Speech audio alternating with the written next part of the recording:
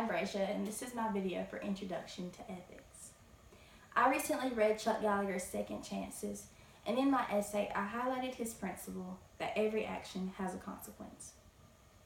Recently, I've concluded that the simple definition of consequence is the results of a person's actions.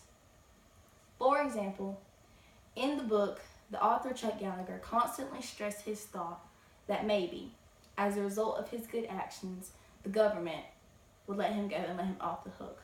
But it doesn't always happen that way. Another form of consequence which is universally known is karma. Karma states that if a person does good, they will get good in return. Whereas if a person does bad, they will get bad in return. The definition of karma is the sum of person's actions.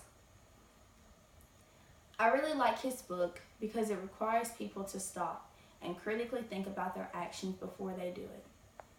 It makes them think about how they will be affected in the right now and in the long run, as well as how their actions may affect those around them who love and care for them.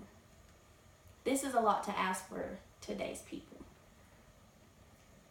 For example, if you go to college after high school, you will get a better education, therefore you will get a better job, therefore you will in turn get a better life. This is an example as good consequences. Another example would be studying for a test. If you take the time to study for the test before it happens, you get to memorize what you're going to know and you get to learn your answers, therefore you have a better chance of getting a higher grade on your test. These two are examples of good consequences. However, if you speed, you will get a ticket, therefore you will get points on your license, therefore you will have to pay more for insurance. This is an example as bad consequences. Another example would be eating junk food. If you eat junk food instead of eating good food for you and healthier food, then you will develop a higher risk of getting diseases such as heart disease or diabetes, and these would be direct consequences of you eating junk food. Therefore, I would like to remind you that consequences does not only have to mean bad choices get bad responses, but good choices also get good responses.